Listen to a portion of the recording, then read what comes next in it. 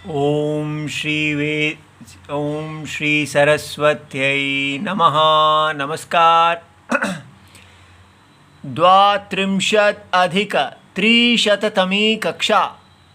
विषय अत उपधायः 72116 भाग नंबर 4। आज इसकी अंतिम कक्षा है।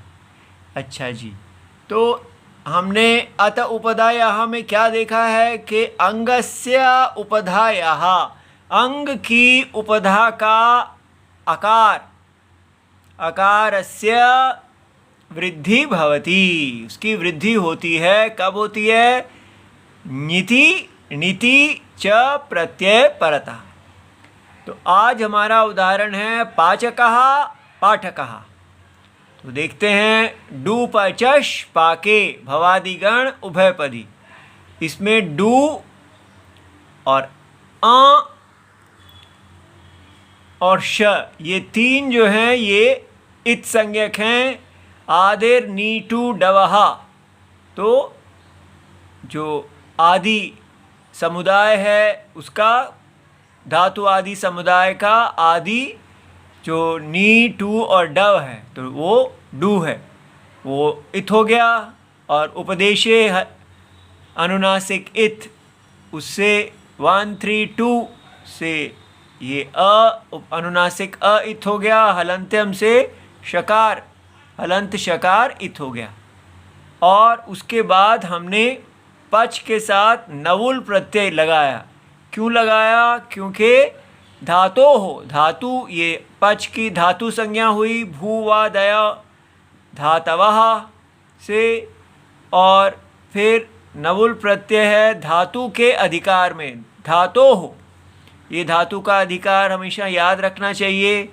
तीसरे अध्याय के पहले 90 सूत्र छोड़ के सारा तीसरा अध्याय, तो धातु से नवुल त्रिचौ प्रत्ययौ परश्च भवतः, तो वो होते हैं और धातु से होते हैं। और ये जो नवुल और त्रिच हैं ये कृत प्रत्यय हैं।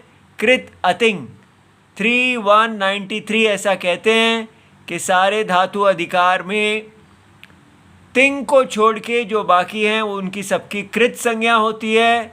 और कर्तरी कृत अस्मिन् धातु अधिकारे कृत संज्ञकाः प्रत्ययाः कर्तरी कारके भवन्ति। तो ये कर्तृकारक में ये प्रत्यय है। और कर्ता कौन होता है? तो हमने देखा है कि कर्ता जो है वो स्वतंत्रः कर्ता, तो जो स्वातंत्रेण विवक्षते, जिसकी विवक्षा क्रिया सिद्धि में, क्रिया सिद्धौ स्वातंत्रेण विवक्षते, तो वो कर्ता, उसका वो अर्थ कर्ता होता है। तो अर्थात जैसे पचति, तो देवदत्तः पचति, तो ये स्वतंत्र, पकाने की क्रिया में स्वतंत्र है।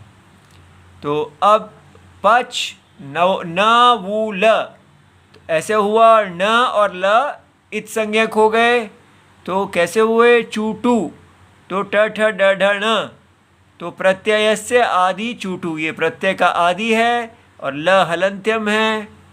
और इस प्रकार प च और वू रह गया। अब हम पच की अंग संज्ञा करेंगे। यस्मात् प्रत्यय विधिस् तदादि प्रत्यय अंगम 1413। तो प्रत्यय विधि जो है जिससे हुई है, कौन है? पच से। और इस ये जो समूह है इसके आदि में पच है और प्रत्यय बाद में है, तो इसलिए इसकी अंग संज्ञा हो गई। तो अंगस्य के अधिकार में युवोर आनाकौ, तो अंग संबंधिनो हो, यू और वो, तो ये यू और वो जिसका अंग के साथ संबंध है। इति एतयोः स्थाने, इन दोनों के स्थान में। ठीक है, तो यथा संख्यम, संख्या के अनुसार ये दो हैं, यू और वो, तो अन अक ये भी दो हैं, तो इति एतौ आदेशौ भवति। तो यथा संख्यम माने यू के स्थान में अन हो गया और वू के स्थान में अका हो गया। ठीक है, तो इस प्रकार पच अक तो इसका यथासंख्यम का भी एक परिभाषा है। यथासंख्यम अनुदेशः समानाम 1 3 10। तो समानाम माने सम संख्या नाम, तो जिनकी संख्या एक बराबर है। तो युवु और अन अका, और इसमें समपरिपठिता नाम, जिनको एक समान संख्या में पढ़ा गया है। उद्देशी नाम और अनुदेशी नाम, तो जो पहले पढ़े जाते हैं उनके उद्देश्य से इनका अनुदेश होता है, बाद में कहा जाता है। तो उद्देशी कौन है? यू और वु। और अनुदेशी कौन है? अन और अक। तो इन दोनों का च यथाक्रमम, जैसा क्रम है, तो उद्देश्य भी संबध्यते अनुदेशिनः।